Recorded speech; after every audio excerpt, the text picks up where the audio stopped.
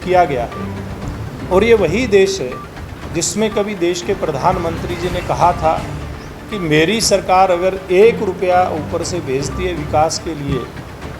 तो 85 पैसे गायब हो जाते हैं और 15 पैसे जा कर के नीचे विकास के काम में लगते हैं, जनता के काम आते हैं। देश के अंदर इस प्रकार का आभास आम जन को था कि जैसे कोई देश के अंदर कोई सरकार, कोई मजबूर सरकार ना हो, इसलिए उसको मजबूर सरकार का नाम भी पिछली सरकार को दिया गया था। और हमने उसके बाद से ये जो 9 साल के समय की सरकार है, नरेंद्र मोदी जी के नेतृत्व की भारतीय जनता पार्टी की सरकार, एनडीए की सरकार, बल्कि गरीब कल्याण के जो काम इस टर्म में हुए हैं और जो केंद्र सरकार की योजनाओं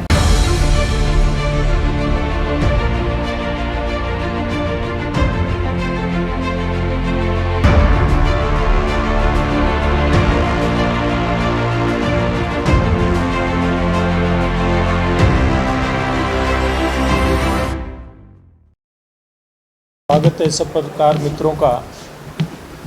अभी आप लोगों को इस बात की जानकारी है कि भारतीय जनता पार्टी ने नरेंद्र मोदी जी की सरकार के, एनडीए की सरकार के 9 साल पूरे होने पर एक देशव्यापी अभियान शुरू किया है। केंद्र सरकार की सेवा, सुशासन, गरीब कल्याण के जो 9 साल रहे, इन 9 सालों में जितने भी देश में गरीब कल्याण की योजनाएं हैं, जन कल्याण की योजनाएं हैं, जो विकास हुआ है देश में, और देश का जो सम्मान दुनिया के अंदर बढ़ा है, ऐसे सब विषयों को लेकर के और जनता में जाने का कार्यक्रम हमने तय किया था। ये उसके अंतिम चरण के कार्यक्रम में आज मैं आपके बीच में उपस्थित हुआ हूँ। इन कार्यक्रमों में आपने देखा कि केंद्रीय नेताओं की रैली के नाते अमित शाह जी हमारे बीच में आए। हमारा महासंपर्क अभियान अभी चल रहा है, विशेष संपर्क अभियान चल रहा है, और आज की जो हमारी ये विकास तीर्थ यात्रा, इसको हमने नाम दिया है। पूरे देश के अंदर प्रत्येक लोकसभा में 1-1, 2-2 स्थानों के ऊपर इस प्रकार के जो विकास के काम हुए हैं, जिनके कारण से आम जन के जीवन में जो बदलाव आया है या इसके कारण से आने वाला है, ऐसे सब विषयों को लेकर के ये आज का हमारा कार्यक्रम है। आप लोगों ने देखा बड़े नज़दीक से कि पीछे 2004 से लेकर के 14 तक का जो कार्यकाल था देश के अंदर, इसको हम लोग कह सकते हैं कि एक देश के अंदर इस प्रकार का आभास आम जन को था कि जैसे कोई देश के अंदर कोई सरकार, कोई मजबूर सरकार ना हो, इसलिए उसको मजबूर सरकार का नाम भी पिछली सरकार को दिया गया था। पिछली सरकार में किस प्रकार से अनेक घोटाले हुए, देश की जनता के खून पसीने की कमाई को ना केवल बर्बाद किया गया, बल्कि उस समय की सरकारों के कुछ चुनिंदा लोगों को उसका लाभ कैसे मिले, इस बात के भी खूब प्रयास हुए। कोयला घोटाला, 2G घोटाला, पता नहीं कितने घोटाले इस प्रकार के होते रहे। हम लोगों ने बड़े नज़दीक से ऐसी सब बातों को देखा और हमने उसके बाद से ये जो 9 साल के समय की सरकार है, नरेंद्र मोदी जी के नेतृत्व की भारतीय जनता पार्टी की सरकार, एनडीए की सरकार, इसका कार्यकाल भी हमने देखा है कि किस प्रकार से देश न केवल आर्थिक रूप से मजबूत हुआ है, बल्कि गरीब कल्याण के जो काम इस टर्म में हुए हैं और जो केंद्र सरकार की योजनाओं का, चाहे वो विकास की योजनाएं हैं, जन कल्याण की योजनाएं, उनका जो पैसा केंद्र से चलता है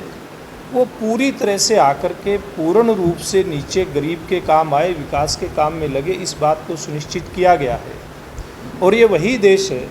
जिसमें कभी देश के प्रधानमंत्री जी ने कहा था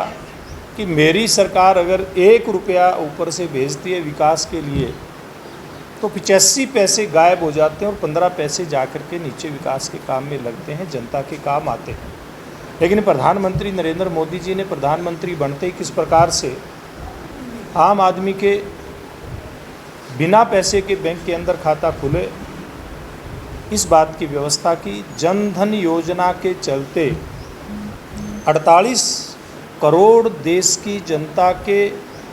बैंकों के अंदर नए खाते खुले। और जब ये खाते खुले तो विरोधी लोग इस प्रकार का मजाक उड़ाते थे कि मोदी साहब, और भारतीय जनता पार्टी के लोगों से हमसे सवाल भी करते थे कि मोदी साहब आपने खाता तो खुलवा दिया, इसका बनेगा क्या? खाते से कोई पेट नहीं भरेगा। लेकिन आपने देखा कि जनहित की जितनी भी योजनाएं हैं, चाहे वो गरीब आदमी को आयुष्मान योजना का पैसा मिलता है, गरीब आदमी को मकान बनाने के लिए पैसा मिलता है, गरीब आदमी को गैस के सिलेंडर की सब्सिडी मिलती है, किसान को साल के अंदर 6,000 रुपये की जो किस्त तीन किस्तें मिलती हैं उसकी बात करें, कोई छात्रवृत्ति किसी गरीब बच्चे को मिलती है उसकी बात करें, ऐसा जितना भी पैसा है सारा का सारा पैसा उस गरीब आदमी के, आम आदमी के बैंक के खाते के अंदर आता है। तो आज 48 करोड़ जो जनता के खाते देश के अंदर खुले, उसमें कई लाख करोड़ रुपया आज बैंकों के अंदर देश की जनता का सुरक्षित है। बीच में जो कट लगता था, सारे कट बंद करने का काम देश के प्रधानमंत्री ने किया। वैसे बहुत सारी योजनाएं, लेकिन मोटी मोटी योजनाएं गिना करके मैं आज के इस कार्यक्रम के ऊपर आऊँगा। देश के अंदर हम ग्रामीण क्षेत्र में रहते हैं, हमारे देश के बड़ी संख्या में घरों के अंदर शौचालय नहीं था। हम कल्पना कर सकते हैं और करनी भी चाहिए। आप और हम अपने जीवन में एक दिन के लिए अगर अपने शौचालय को ही मान करके चले, हमारे घर के अंदर शौचालय नहीं, तो किस प्रकार का हमारा जीवन हो सकता है, इसकी कल्पना करनी चाहिए। देश के प्रधानमंत्री ने इस बात की कल्पना करी और इस दौर के अंदर 11.5 करोड़ परिवारों को फ्री के अंदर शौचालय देने का काम देश के प्रधानमंत्री जी की योजनाओं के माध्यम से हुआ है। इसी प्रकार से गांव देहात के अंदर हर घर नल से जल जाए, इस बात की चिंता प्रधानमंत्री जी ने की। लगभग 12 करोड़ घरों के अंदर इस दौर के अंदर साफ सुथरा स्वच्छ पानी पीने का पहुंचाने का काम केंद्र सरकार की योजना के माध्यम से हुआ। आपके अपने प्रदेश हरियाणा में भी और डबवाड़ी में भी इस योजना का खूब लाभ आम आदमी को मिलता है। और इसी प्रकार से जैसे मैंने किसान की बात करी, किसान के जो लागत मूल्य है उसको कैसे स्थिर करते हुए और उसको लाभकारी मूल्य किस प्रकार से मिले, इस बात की व्यवस्था पहली बार इस देश के अंदर हुई थी। किसान संगठनों की मांग थी कि लागत के अंदर, ये बार इसको रोक लेना, लागत के अंदर 50% लाभ जोड़ करके किसान को उसका लाभकारी मूल्य मिलना चाहिए। हरियाणा प्रदेश के अंदर हरियाणा सरकार ने सुनिश्चित किया कि सब्जियों सहित कुछ अन्य फसलें जिनकी सरकारी खरीद नहीं होती और वो उनका रेट बाज़ार में जो MSP उससे कम मिलता है, उसमें भावांतर भरपाई योजना देकर के कैसे किसान की उसकी भरपाई की जाए, कैसे MSP के बराबर किसान को पैसा मिले, इस बात को सुनिश्चित किया गया। किसान की फसल अगर ख़राब हो जाए तो एक तरफ सरकार ने फसल बीमा योजना लागू करके कैसे किसान की फसल की बर्बादी की भरपाई हो, ये सुनिश्चित किया। जिन किसानों ने अपनी फसल का बीमा नहीं करवाया, ऐसे किसानों को सरकार अपनी तरफ से फसल खराब होने पर मुआवजा देने का काम करती है। एक बहुत बड़ा काम सरकार ने इस प्रकार का किया है। यानी कि अगर हम गिनाने लगें तो एक एक करके इतनी योजनाएं हैं। और अंत में मैं एक बात और कहना चाहूँगा, सेवा, सुशासन, गरीब कल्याण। सेवा और गरीब कल्याण के काम मैंने काफ़ी मात्रा में आपको गिनाए हैं, लेकिन सुशासन जो देने का काम देश के प्रधानमंत्री और हरियाणा के मुख्यमंत्री के माध्यम से हुआ है। आप और हम सब इस बात को समझते हैं कि पूर्व में अगर हम नौकरी देने की बात करें तो किस प्रकार से नौकरियों में हरियाणा प्रदेश में बंदरबाट होती थी। जब भी किसी विभाग की स्थायी नौकरियां आती थी या तो मुख्यमंत्री, मंत्री, सांसद, उनके परिवार, उनके रिश्तेदार जनों को मिलती थी, या फिर कुछ अन्य प्रभावी लोगों तक नौकरियां सिमट करके रह जाती थी। आज ये मुख्यमंत्री मनोहर लाल जी ने, नरेंद्र मोदी जी ने प्रयास किया कि मेरिट के आधार के ऊपर गरीब आदमी को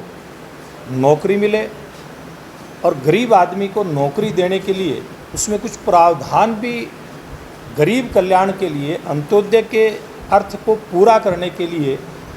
5 नंबर अगर देने पड़े तो हमारी सरकार ने दिए, जिसके घर के अंदर कोई कमाने वाला नहीं है, यानी कि जो कोई कैंडिडेट है उसका अगर माया बाप नहीं है तो 5 नंबर उसके नाम के दिए। कोई गरीब व्यक्ति है,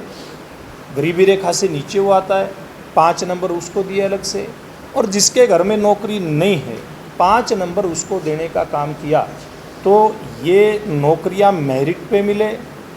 सुशासन की बात हम इसमें कह सकते हैं, और गरीब कल्याण, गरीब से गरीब और ज़रूरतमंद व्यक्ति को किस प्रकार से नौकरी मिले, इस बात की व्यवस्था करने का काम मुख्यमंत्री मनोहर लाल जी के नेतृत्व में हुआ है। ट्रांसफ़र के अंदर किस प्रकार से अधिकारी कर्मचारी दौड़ते फिरते थे, ऑनलाइन ट्रांसफ़र करके कैसे प्रशासनिक कामों के अंदर स्थिरता आए, इस बात का प्रयास मुख्यमंत्री जी के माध्यम से हुआ। बहुत सारी ऐसी योजनाएं हैं जिनकी हम चर्चा करेंगे, बड़ा टाइम लगेगा, लेकिन जिस हेतु से आज मैं आपके बीच में विशेष रूप से इन 9 सालों के काम लेकर के हम जनता के बीच में जा रहे हैं, तो आज का हमारा मकसद है अमृतसर से लेकर के और कांडला का जो express highway, green express way, इसका जो निर्माण का काम चल रहा है, इसकी विजिट करने के लिए मैं आपके बीच में आया हूं। हमने, जैसे मैंने पहले बताया, देश की हर लोकसभा के अंदर इस प्रकार का कोई काम हुआ है, वहां हमने पूरी टीम के साथ विजिट की है। मेरे पास पंजाब का काम भी है, तो पंजाब में लोकसभा बठिंडा में जब मैं गया था तो एम्स आपसे यहाँ केवल 40 किलोमीटर दूर पड़ता है। आप कल्पना करिए कि गरीब व्यक्तियों को जो इलाज ठीक प्रकार से नहीं मिलता था स्थानीय हॉस्पिटल के अंदर या प्राइवेट हॉस्पिटलों में महंगा इलाज उनको लेना पड़ता था, बिल्कुल पड़ोस के अंदर 40 किलोमीटर आपके यहाँ डबवाड़ी से एम्स है। इतनी सुंदर व्यवस्था वहाँ की है, मैं वहाँ पर देख करके आया। और आपके ये जो एक्सप्रेस वे की जैसे मैंने बात की, जिस दिन ये एक्सप्रेस वे बन करके तैयार हो जाएगा, बड़ी तेज़ गति से इसका काम चला। आप कल्पना करके देखिए कि अमृतसर से कांडला को ये जोड़ेगा। कांडला इतना बड़ा पोर्ट है देश का, और जो इंडस्ट्रियलाइजेशन है, औद्योगिकरण है, निश्चित रूप से जब इस प्रकार के हाईवे बनते हैं तो एक तरफ जहां आम जन को उसके ऊपर से आने जाने की जो सुविधा है उसका लाभ तो मिलता ही है, शहरों में जो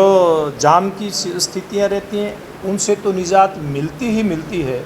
समय की बचत भी होती है राहगीरों के, जो यहाँ से जाएंगे, किसी को गुजरात जाना होगा, अमृतसर जाना होगा, कहीं दूसरी तीसरी जगह जाना होगा, कितना उसका समय बचेगा, कितनी एनर्जी बचेगी, इस बात की भी कल्पना हम लोग कर सकते हैं। लेकिन एक सबसे बड़ी बात जो मैंने औद्योगिकरण की है, क्योंकि अमृतसर और कांडला जब जुड़ेगा, एक तरफ देश का इंडस्ट्रियलाइजेशन जहाँ पहले हो चुका है वो क्षेत्र, और बीच का वो क्षेत्र जहाँ इंडस्ट्रियलाइजेशन होने की गुंजाइश है, उद्योग बढ़ने की गुंजाइश है। और हरियाणा सरकार ने इस प्रकार के क्षेत्रीय क्लस्टर बनाने की भी एक प्रस्तावित योजना है हरियाणा सरकार की। जैसे यहाँ कॉटन से संबंधित कुछ इस प्रकार के उद्योग लग सकते हैं, यहाँ फूड प्रोसेसिंग प्लांट यहाँ लग सकते हैं, और जब इस प्रकार के प्लांट लगते हैं, इस प्रकार के कारखाने लगते हैं, तो व्यापार भी सीधा कांडला से जुड़ने के कारण से कितना ग्रो होगा, कितना उसमें तरक्की होगी, ये बात तो होएगी। दूसरा, इसके साथ साथ स्थानीय जो हमारे गरीब व्यक्ति हैं, चाहे वो किसान है, मजदूर है, व्यापारी है, इन सब लोगों को प्रत्यक्ष रूप से भी अप्रत्यक्ष रूप से भी बड़े पैमाने पर यहाँ रोजगार मिलने का काम भी यहाँ पर होगा। तो इतना बड़ा काम इस एक्सप्रेस वे के माध्यम से हम लोगों को का होने वाला है। ये डबवाड़ी का और हमारा जो ये क्षेत्र है सिरसा ज़िला, जो हमारा अंतिम ज़िला पड़ता है पंजाब के साथ लगता, ये दूर दराज के क्षेत्र में भी विकास की जो संभावनाएं हैं हर दृष्टि से वो खुलेंगी,